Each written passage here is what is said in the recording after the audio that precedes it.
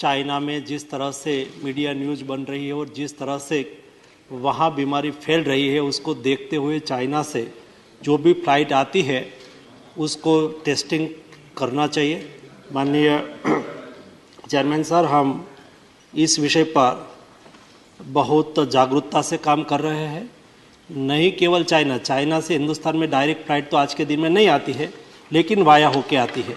लेकिन जैसा दुनिया में केस बढ़ने लगा, हमें बेस्ट कोविड मैनेजमेंट का भी एक अनुभव रहा पिछले 2 साल से, और कोविड के लिए क्या क्या प्रिकॉशन लेना चाहिए सारी दुनिया के साथ लगातार मैं एज ए हेल्थ मिनिस्टर बात कर रहा हूँ, WHO से बात कर रहा हूँ। तो उससे पता चलता है कि कौन सी दिशा में आगे बढ़ रहा है कोविड क्राइसिस। उसको देखते हुए जो भी प्रिकॉशन लेने की आवश्यकता है वो लेना हमने ऑलरेडी चालू कर दिया है। आज प्राइमरी स्टेज पर कोई भी यहाँ ट्रैवलर आते हैं, नहीं केवल चाइना, कहाँ से भी आते हो, तो भी हम 2% रैंडम सैंपलिंग करना चालू ऑलरेडी कर दिया है, और आने वाले दिनों में उसको धीरे धीरे आगे बढ़ा के आवश्यकता के अनुसार कंपलसरी करना पड़े तो भी कंपलसरी करेंगे। दोनों चीज़ को हमें देखना है, देश में कोई अननोन वायरस घुस भी ना जाए और ट्रैवलिंग में बाधा भी ना हो।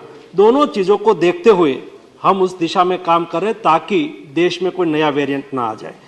तीसरा, अभी प्रिकॉशन जो हमारे तिरुचि शिवाजी ने कहा कि क्या तैयारी है, ऑक्सीजन है नहीं है, कोई दिक्कत होगी।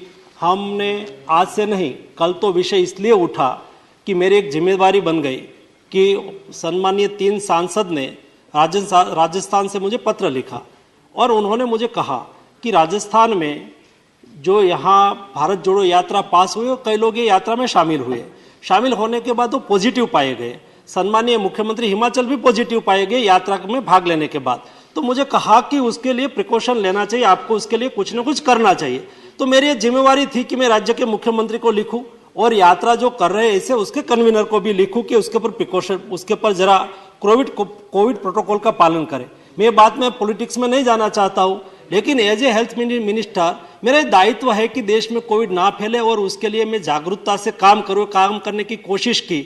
लेकिन खास लोग थे, मैं क्या करूं अध्यक्ष जी, चेयरमैन साहब, खास लोगों के मैंने बोल दिया तो खास लोगों के फेवर में लोग निकल पड़े और नहीं बोलने की भाषा में मुझे और प्रधानमंत्री जी के बारे में भी टिप्पणी कर दी। वो एक बात है, लेकिन जब से कोविड चालू हुआ, फर्स्ट सेकंड वेव और थर्ड वेव, अभी थर्ड सर्ज वेव तो नहीं था, हमने कभी कोविड क्राइसिस पर पॉलिटिक्स नहीं किया था और नहीं हम करना चाहते हैं। आज देश में हर हॉस्पिटल में, जो बड़ी हॉस्पिटल है वहाँ PSA ऑक्सीजन प्लांट लगाया है। मैं रेगुलर मिनिस्ट्री से हर 15 दिन में रिव्यू करता हूँ कि बंद तो नहीं हो गया है ना, चालू है ना, क्योंकि उसको चलाने के लिए भी बहुत बड़ा खर्च होता है और रिक्वायरमेंट हॉस्पिटल की कम होती है, तो अनयूज पड़ा रहता है, तो समय पे हम उसका उपयोग कर पाए, इसलिए हमने रेगुलर उसका फॉलोअप भी लिया है।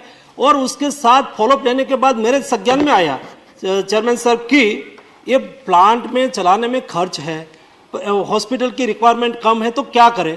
तो मैंने कहा कि आप उसको PPP मोड से किसी को चलाना दे दो ताकि वहां से ऑक्सीजन उसमें से बनने वाला ऑक्सीजन का उपयोग करके दूसरी जगह पे भी वो बेचे और उसको अच्छी तरह से चलाए, ताकि हॉस्पिटल को आवश्यकता हो तब वो बंद ना हो। इसलिए ऑक्सीजन प्लांट भी सारा चालू है।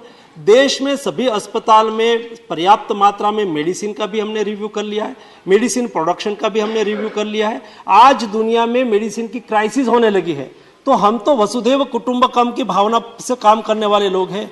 हम तो हमारे घर के द्वार पर लाभ शुभ लिखते हैं, हम केवल लाभ की बात करने वाले लोग नहीं हैं। जब लास्ट दुनिया में मेडिसिन की क्राइसिस हुई थी तब प्रधानमंत्री जी ने मुझे निर्देश दिया था कि नहीं केवल भारत की रिक्वायरमेंट को पूरी करना है लेकिन दुनिया को भी मदद करना है। 150 कंट्री में हमने मेडिसिन सप्लाई की थी। और चेयरमैन साहब, केवल मेडिसिन सप्लाई की ऐसा नहीं, क्राइसिस थी तो हम प्राइस भी बढ़ा सकते थे। दुनिया आज हिंदुस्तान की वाहवाही इसलिए कर रही है, ऐसी स्थिति में इंडिया ने प्राइस नहीं बढ़ाया और सस्ती मेडिसिन दी। दूसरा, उस वक्त हमने भी कई कंट्री से कई चीजें इंपोर्ट की थी और वो कई बार पुरियस भी पाई गई। 150 कंट्री में से कोई भी कंट्री की शिकायत नहीं आई कि इंडिया से आई हुई कोई भी मेडिसिन पुरियस हो। ये 2 काम हमने करके दुनिया को दिखाया और आज हम तैयार हैं हमारे देश की मेडिसिन की रिक्वायरमेंट पूरी करें। आज हम तैयार हैं देश की वैक्सीन की रिक्वायरमेंट पूरी करें और आज हम तैयार हैं आने वाले दिनों में आज एक्सपर्ट कमेटी ने उसको अनुमोदित कर दिया है नेशनल वैक्सीन को, वो भी आ जाएगा। तो उसमें कोई इंजेक्शन लेना नहीं है, नोज में ड्रॉप डाल देना है, आप सिक्योर हो गए। ये भी भारतीय साइंटिस्ट लोगों ने विकसित कर दिया है, ये हमारे साइंटिस्ट की उपलब्धि है। कहने का मतलब ये है कि कोविड के सामने लड़ने के लिए पूरी तैयारी हमने की है, लेकिन भी ये वायरस बार बार म्यूटेट होता रहता है, अपना स्वरूप बदलता रहता है। हम सब लोगों की जिम्मेवारी, हम नहीं कहते कि हमने ही सब कुछ कर दिया, हम कहते हैं कि सब लोगों ने साथ में मिलकर किया है। और आने वाले दिनों में भी ये क्राइसिस आगे बढ़े तो सारा देश एक होके फर्स्ट और सेकंड वेव का जैसा सामना किया है वैसा सामना कर सके, इसलिए पूरी तैयारी भारत की सरकार की ओर से हमने कर लिया है।